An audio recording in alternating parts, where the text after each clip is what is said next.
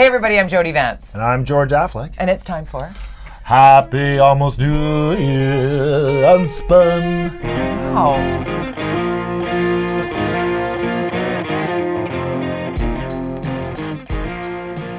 And it's almost our birthday. Almost our birthday. This is 51. So our next edition... If there's still 52 weeks in a year, then yes. There is. All right. There are. Can you believe it? Yes, I can, kind of. We haven't missed one, though. It's quite impressive.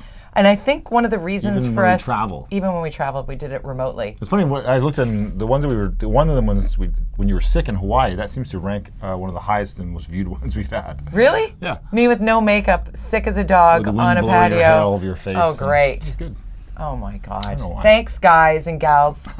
No, but I think that we had good topics, and we have had consistently busy news weeks for 52 years, and not all about Donald Trump.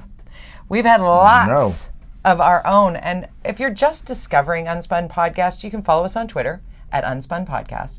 George _ Affleck, which funny enough... I had to do a bit more because the last time I zoned out or something. You did. George _ Affleck, but I understand that George Affleck, no underscore, is coming available. Yeah, that whoever it is that bought it or got it 12 years ago or whatever, 2007. Are you going to get it? I don't know. Are you There's a process. They're going to start deleting them, those people who don't use them, and you have to jump in, I guess, and get it. But I've sent in several requests to link to Twitter saying, hello, dear Mr. Twitter. I'm George Affleck. I would like to drop my underscore. I demand my name. At Jody Vance, at the Orca BC is where you find more content like this. Lots to be covered off over the course of a year, and keeping it sort of hyper-local and focused on what does affect us and you is sort of our top of mind. And trying to peel back the political spin and talk about what's actually happening. So we thought maybe a top 10 list of our top 10 big stories. So what's your number one? Or do we go backwards? Show you my best Casey Kasem? Yes. We're going to listen to the top 10 hits. Oh, that's pretty good. The late, great Casey Kasem. I love that guy. We used to listen to the top 10 every weekend on the radio, That's right. didn't we? So do we start? No, I think we'll... Number one. I think we got... Yeah, I think so. Because the ending is crucial.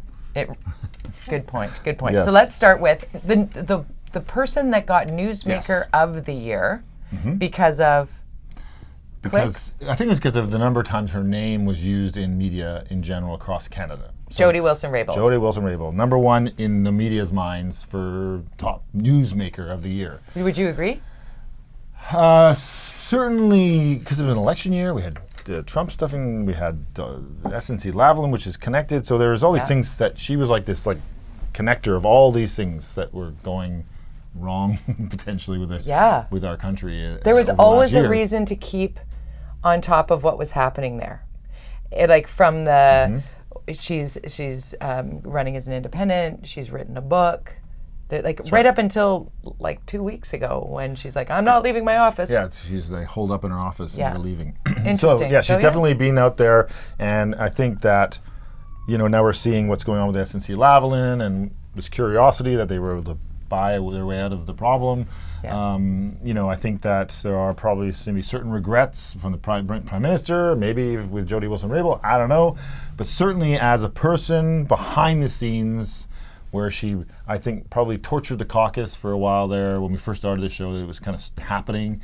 And then as a result, probably is a reason that Trudeau ended up with a minority. So I think that there's so You think so? You don't think that blackface and brownface hit him hard in the number minority? Number two on our list. I mean, the election and dealing, so he went straight from the Jody Wilson nightmare to the election, then with this blackface thing. Brownface first. Aladdin Night at West Point Grey Academy was the first. Yeah. And then after he apologized from that, the next day, it was like, and what about this Halloween show that you did? Yeah. That he wasn't just blackface, he was black painted his whole body and wearing Rastafarian t-shirts. And he was an adult. He wasn't a small child. He was an adult. And both of these things. we talked about this over the year. I can't think of a time in my life where that would have been cool. Never once. And we're older than him. Yeah. So By just a what's couple of amazing years. to unpeel that one? Yeah. Well, I'm a lot older. I think I'm 10 years older. You're older than me, George. What it proves, though, Trudeau, he got a minority government with those two problems. Still got it. So that makes him probably one of the most successful leaders in the history of our country. How do you get away with that? How were you able to spin that into an election victory? I mean, really, it's amazing. I'm going to show you what I've learned from you. What's that? He is a master at retail politics. Yes, retail, yes. How'd I do? Very good. Retail versus policy wonk. Yeah, that's my last column I wrote for the Courier before I left politics was on that specific issue. And you're very seldom both. Yeah. Trudeau definitely is a retail politician that surrounds himself with policy wonks and knows how to surround himself with strong people who know how to do the work. Yeah. And he just gets out there in glad hands. And smiles and walks with on confidence. Occasion, apparently wears blackface. And funny socks when sitting and talking with Donald Trump, and that then takes the news. You know, his hair takes the news cycle. There's one where he was running his selfies, walking in the Pride Parade, and really playing photobombing. Yes, that too. Yes. Showing up at weddings. Yes. On the seawall. That's right. He's very good at taking whatever the news story is and changing the narrative into something family and fluffy, and look at me and Sophie. And I think whereas Scheer, who's the leader of the Conservatives, I think that helped him not. I mean, the campaign they ran was pretty weak, and that would be so. This is all combined into our number two. Number two. Yes. So Scheer's campaign, just didn't take off the way it should have. He's now leaving as a leader and going through a lot of his troubles with money and kids' school and all this weird stuff going on. Like they're. Yeah. Anyway. He's fallen from grace. Let's just put it that way. He went from I'm going to win a majority to I'm out. And we can say the same thing. I mean, impeachment south of the border, all part of number two. The chaos of leadership in politics. Even over like in the Trump, UK with Boris Johnson. Boris Johnson. Have a sip how of many your people gin. Make that? We're having our annual Christmas gin. party. We've had these gins for a week now in this room. We need to top these up, Amanda. They're feeling a little weak. weak. Is amazing. Stay cold. So Boris Johnson winning wins a majority, solid victory. Oh my gosh! So it's just interesting to see how leadership works and how you win elections and how you lose elections. And I think that there is certainly a comparison to what happened in England and to what happened in Canada from leadership, different sides of the spectrum politically. But you had the Labour Party and you had the Conservatives just not campaigning and not resonating in a way that the leaders of the other two parties, even though they were both leaders that you're going, why are these people even winning? Right. But Johnson and Trudeau, you go, what the heck? So now we're going to have 2020, we're going to have a federal election in America, and Trump is coming back. Right, and the Democrats need to figure their They got to find somebody who resonates. Yeah. You need to have a leader that makes people go, yes, that's the guy. And if they don't, then Trump will win again. I'm very nervous about November 2020. Beating an incumbent is really our US, tough. Yeah. For our U.S. neighbors, it's going to be a very long road to November 2020. Let's come back super local. Conversations around dinner tables, oftentimes, for me anyway, is asking my fellow British Columbian taxpayers, are you familiar with the drama at the BC legislature? And oftentimes they go, no. Really? I'm like, let me tell So you. your unscientific survey shows that people aren't paying to put Darryl Plett, what I would say would be the guy's, his name was in the news more than anybody. Number 3 on our list, Darryl Plett, the Speaker of the House. Love him, hate him, drama, what is it? Is he a genius? Is he mad? What is he? Is he both? Yes. Yeah. I'm going to go yes with that. He loves our podcast, I'm sure. I'm sure he listens every week. Every week. He was on to something, and that's all was also happening at the same time. When Gary we launched Lentz, the podcast, this and the Jody Wilson stuff happening at the same time, just like, wah. But yeah, the whole, go ahead, the Gary Lentz. Well, Craig James and Gary Lentz, so the Sergeant at Arms and the clerk, 2 non-elected high-ranking officials in the BC legislature, and Darryl Plett, who famously defected from the Liberal Party to take the role of Speaker that gave the NDP their leadership. Not beloved by the BC Liberals. Not beloved by the BC Liberals, no. So all of that drama, and then here we are watching it all unfold, and then one day Gary Lentz and Craig James are perp walked out of the legislature. What did you write here? You wrote bombastic, self-righteous, but also maybe right some of the time. That's right. And more to come from him over the year ahead. We still have the RCMP investigation to come, so we're going to get more. More is coming on that one. I want to know more about his right-hand man, Mullen, as well. Yeah. Because there's that. They're a dynamic duo, let's put it that way. It's complicated. Also very complicated, coming in at number four. Oppenheimer Park. Yeah. The decampment. Shit show. That's the word I've used a lot this year. Shit show. I was trying to remember the other swear word because I got in trouble before Christmas with my CKNW interview where I said bullshit and that shit show. I've said that several times. Now we're getting an E for this show. But E for New Year's Eve. That Oppenheimer. There we go.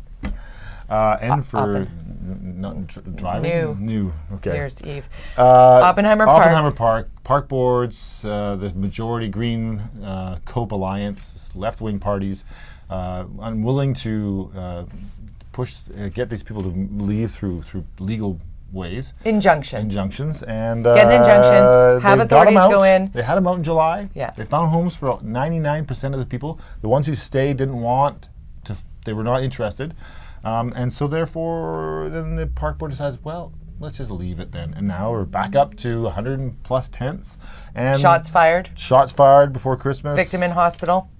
Brutal. Somebody shot, near the park. Yeah. And this is authorities don't want to go in the park. It's a miracle that nobody's died in that kind of situation yet. And I've worried about that for 2 years. I've been talking about that. Yeah. So a solid year of this program. From our very first podcast, actually, you brought up that it's ridiculous that they're allowing this to happen at Oppenheimer Park, because it is precedent setting. If that happens, what's stopping them from every park? I was at Art Gallery yesterday, and there's 3 tents set up now in the Art Gallery in front there, permanently looks like. So now what is that going to start letting? We let those ones expand at the Art Gallery. And then let's bring it back to the them in this, which are us, people who live here, who need places to live. And I think that Oppenheimer Park and the symptom of a greater problem that also is not getting addressed. Affordability. Right? So, but allowing it to continue to try and we don't want to upset anybody. Yeah. Everybody's already upset because they're homeless and they're living in tents in a city park. Do something. Yeah. Do something. All of it. Everybody out. Everybody gets a place to live. If they don't want a place to live, they can move out of the city. Yeah, well, there's and now they're doing a third-party study, and it's like, oh my God, just make it.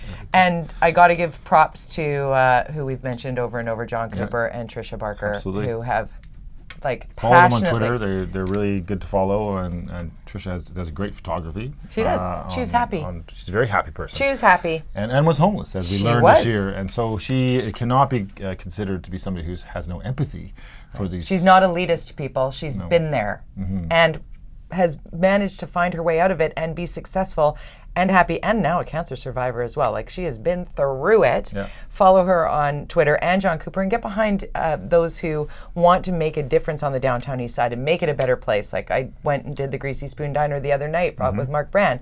There are ways that you can help impact and influence those who are struggling on the downtown east side, where our politicians seem to not be capable in impacting. Well, throwing money at it isn't working. The segue to is not necessarily the answer. Yeah. But how much does it cost to?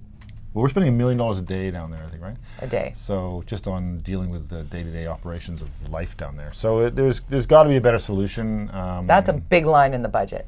Yeah, that comes from all service providers, provincial, federal, and city. Yeah. But let's talk about the budget that just budgets. This year's the year of budgets.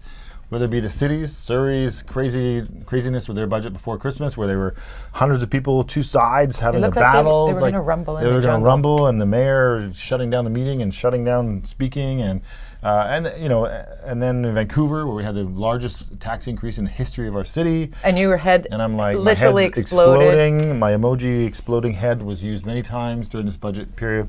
I mean, governments and city governments on the budgeting side, priorities and how much seems to be getting completely screwed up. I mean, I just, in Vancouver, it's more about the amount, but also the priorities. You have to prioritize your things. Surrey, they got the amount right, but are they prioritizing it right? I mean, they've reduced the police. No more law enforcement in growing.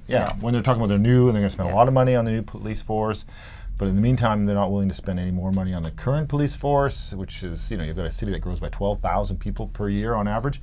You need to deal with that, and you have to be responsible, and it's your role. And not creating more government. spaces for those people as well, because that's a big part of it. Community centers, ice rinks, swimming pools, those types of things also. Like, sorry, no spending. Nope. No spending. Yeah. And then you've got the city of Vancouver, and for me, it feels like, and I'm super naive on the inner workings of a budget, but everything seems to be rounded up to the next tens of millions. Like, it's just, are you kidding me? Yeah. Like, we're at moving into the billion. B's. We're in like, 1.6 billion. Yeah, It's the biggest city budget, certainly in Western Canada. And we're not the biggest city, per se, when it comes to, like, what Burnaby's budget? What? 500 million for Surrey. Right. Surrey's is 1.2. Why are we Burnaby's so 500 expensive? million. Well, that's a question that the council needs to address, and they better address it before the next budget, because I think people are going to end up being like Surrey, where there's going to be hundreds of people, saying this is out of control. I don't think this council, and I know that the NPA tried in the last days, and Lisa Del Monato put a motion forward saying to try and push it a few months down the road. Just pause. Do some. And they refused to. They got shot down, and so. Why? Why, George? Because in general, this, as it proved, they voted for a 7% increase, are supportive of tax increases. They talk about this, and I've this, cup of coffee analogy where it's a bullshit cup of coffee. It's a cup of coffee. It's only a cup of coffee. It's not. The cup of coffee argument drives me crazy. It's just too much money being spent on things that we don't necessarily need to be doing in a city, or not being prioritized. And every $100, $50, $20. This stuff adds up. It's coming from all different angles. In an affordability crisis, how could the mayor and the council, in good conscience, speed up a tax increase in a city that is absolutely strangled by an affordability crisis? That for me was like tone They don't deaf. see tax increases as anything to do with affordability. I don't get it. They don't see service charges going up by a significant amount as part of the affordability. If you're building something in the city and it becomes more expensive, it becomes less attractive to build that thing. Right. Whether it be rental or strata, I don't care, or moving an office here, whatever it might be. You're discouraging people if you make, and I'm not saying slash, I'm just saying keep it at least under control. I'm saying look into your departments that might be a little bit bloated, 43 communications people. Now there's a start. So then, this nationally and provincially budgets, so federally, they're massive deficits. Huge. But Justin Trudeau said in 2016, or 2015, before he got elected, we will balance the budget by 2019. Yeah, there's no way. It's huge deficit. But people seem fine with it nationally. What is it, 26? It's up to that billion per we're, year. We're up. Let's just call it 30 and billion. then the provincial government heading into this new year with their next budget, it'll be a surplus. But because they borrowed from something. Because I think they're going to call an election this year. That's what I think is going to happen. I think they're going to do a snap election before they have a huge deficit. Right. Because they can't continue on this road with. Well, because the kitty's gone. You can't pull anything from ICBC anymore. ICBC is not doing. It's not even improving. It's still a giant dumpster fire. fire. Yeah. So let's go. 6, 7, and 8 are kind of connected in our top 10 list here because it's leaders. Yes, we had 3 new mayors. Yes. Well, kind of new. We had Kennedy Stewart in Vancouver. Yes. So 6, 7, Doug McCallum in Surrey, and then Brad West in Poco. So 3 different kinds of mayors, completely different kind of mayors, 3 completely different kinds of cities. Poco's quite small. Surrey is almost as big as Vancouver. By 2040, it'll be larger than Vancouver population-wise. So it will be the biggest city in the region. And then Vancouver, we got Kennedy Stewart. So, Kennedy Stewart's here. To me, it's like, what has he achieved? The council's mixed. They don't have one majority. They're kind of doing their thing. Everybody's got their motions. They had 150 motions they brought forward. They talk about affordability, but then he did a video talking about how great he is that he can send to Ottawa. It's like, to show people in Ottawa that his name. Yeah. That's what it feels like for me. Is Kennedy Stewart is doing this so that he can go back to Ottawa? Yeah. I don't know. I think he's provincial. He's going to start this new year, and he's got to find ways to start announcing some things, and he's going to, but they're all going to be like announcements about building housing. Which he just did. He's not building housing. Last week he said, I'm building affordable housing in the new year. we will be building, and it'll be Well, shelter. the NDP must be telling him something we Right, don't know. yeah, maybe. That could be only what we assume. I think that he's just been meh. I like what you got. Kennedy Stewart, meh. Yeah. And then you got Doug McCallum. Yeah. I mean, this guy, shouting at the sky, you guys. I think I've referred to him as the grandpa from Simpsons a little bit. He is a little bit. Like that. But he came in with clarity. He Again, did. talk about leadership. He won the election saying, I'm going to do these two things. And he won the campaign, won the election. And then he smallest did. majority in the history of a mayor in Surrey, I think, or if they had three, they had a split 3 and he won. So, and he did those two things. The SkyTrain switched from the streetcar to the LRT. to the SkyTrain, done Yeah. in the first couple months. And then police force, it's in process. And But so I think that the people of Surrey, if they were to go to a referendum on the police versus RCMP, knowing what they know now, knowing that it's going to take 3 years and cost, as you pointed out a year ago, triple. It's $300 to $400 million. Yeah. Look at Vancouver, just another, $14 million increase this year. I mean, it's significant cost to run a police force. So I don't think people realized when Doug McCallum was running and saying, I'm going to switch LRT to SkyTrain and I'm going to switch from the RCMP to a dedicated Surrey police force, people who live and work here and don't rotate out of here, like all of that made sense then until the dollars didn't make sense. Yes. And now the delays in the dollars and the fear of having Surrey get even further out of control crime-wise in the meantime and in between time is pretty freaky. So that brings us to the yowza. But Doug McCallum's, he's playing it. It's like He's playing it. Little like Trump though. He's dividing and conquering. Literally, you saw that happening in the budget. No doubt. Two groups almost equal in size, angry at each other. One on his side, one on the rest of the council side. I mean, it was weird, and it was a significant statement about how divided Surrey is on this. McCallum will argue that he has to build their own police force. He's speaking to his base. And he will continue to do that, whether he runs again. I mean, he's pushing 80, so it'll be interesting to see, but he wants to get this done. Brad West, POCO, one of the things we've enjoyed over the course of the last 52 weeks on our year-end show here is how Brad West chimes in on things that don't necessarily at all impact Port Coquitlam and does so in a hot knife through butter kind of way, which you're just like, we've often given a round of applause to just the poignant clarity and straight up frankness that's coming from this guy. And I would have a problem with that if he wasn't doing his job locally. Right. And I feel like I watch what's going on in POCO, and he's actually building things, getting streets cleaned up. Cleaned up the garbage. Oh my God. Yeah, I mean, he's doing those things, and so he'll argue, and he says that, hey, I'm doing my job. Yeah. I got some opinions about this. They're not going to stop me from saying this. Stop He's been taking a money councillor from for China. 10 years. Yeah. He knows the game. Yeah. And his issues are national in scope that he's been championing and fighting and making change. And changed the momentum on it. UBCM took $6,000 from China, the government of China, as a sponsor of their event, and he said, "Whoa! Like they've got 2 of our people in prison there, solitary, without any information about how they are doing, and you're going to take cash from these guys? No!" And so he continued to protest that. As a result, UBCM won't be taking that money anymore. They should have said no this year, but they decided to go through a committee and.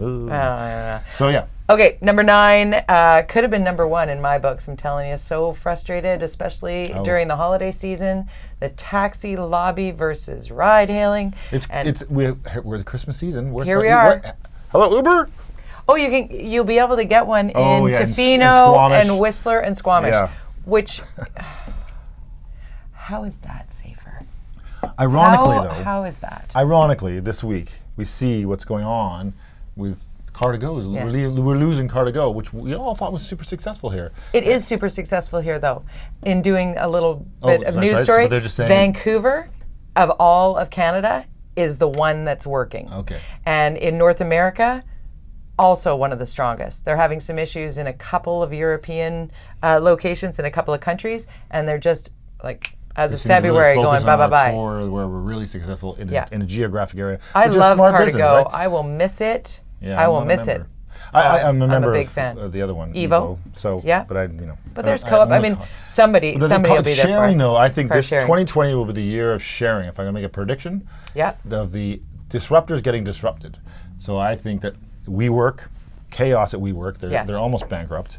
There's going to be some kind of mix-up with that, and we'll see what happens Didn't there. the CEO of WeWork just take a whole bunch of cash out the top or something? Yeah, there's a whole story. Okay. Anyways, but it's not a sustainable company, so they have to figure that out. We've got this micro car sharing, like car to go. How's that going to land? We've got bike shares, which are never viable, but they're expanding. But who's paying for it? Why? Please don't let the scooters come here. Scooters are going to be coming. Maybe not to Vancouver. Everywhere the scooters go, they're littered everywhere. You're going to have to talk to. I think that I drove when I was in Barcelona. It was super fun. Super fun. And so easy. And then if we can do scooters like Barcelona, we should be able to drink at the beach like Barcelona. If we can be mature enough to drink at the beach, we'll be mature enough. Don't get me started on that. I know. Okay, last but not least, number 10. Number 10, and then we kind of already touched on it a couple times. Our most mentioned thing almost every episode this past 50 weeks. It's starting to hit the major media mindset. We're hearing more and more about the 43 communications people. Well done. We did it. In City Hall, that there are 43 people. Nice people. Hardworking people. Talented, I'm sure. You get a job at City Hall, you got to be good at what you do. Mm-hmm. But at $100,000 a person and 43 people in a communications department, that is very hard to reach. There's an irony there. Right? Couldn't it be 10? And wouldn't that the difference in that maybe come on the bottom dollar? To me, it's a metaphor of what's wrong with City Hall. And that's kind of what we do here with this issue. I don't mean to be disrespectful to the communications people, although I'm sure they'll hate me. But, and as a communications person, they hate you, but they are a metaphor for what I believe is waste at City Hall. Yeah. And when you see that $1.6 billion, mention the 43 people there who were 10 years ago before Vision, Vancouver took over, you have to ask yourself, what is going on in our City Hall that saw that kind of need for quadrupling, whatever the going back to your point of when you were talking about the cup of coffee and the budgets and that, like coming back to going from zero up. It's my bullshit cup of coffee. It's your bullshit cup of coffee. Try my bullshit cup of coffee. But I like the zero because I'm one of those people who my garbage was missed last week, and I called the city. Yes. And it took 6 business days to get my garbage picked up. And my property tax is Let's going think about what are the priorities of a city government. Pick up my garbage and then fix the sidewalk in front of my house that's a big puddle. And by the way, can you come and trim the tree that you planted 10 years ago? Amanda's really excited about this moment. You can't see this if you're listening, because I'm putting on a hat. You have to come here now. You have to tune in. Yes. And look, she won't come in here, but we have to wear them. I look like an idiot in hats. Not that you probably think I look like an idiot all the time, but I just have a giant. I have a giant head. For those people who don't know me personally, if you meet me, you'll just see the giant head, and that's why we get along so well. I also have a giant head. You look good in your little crown. Thanks. I've got a little pointy. I don't know why I got this one, but count down safely to the new year. Don't drink and drive. Right? If you can't get a cab, stay home. Walk local. And Happy New Year. Happy New Year.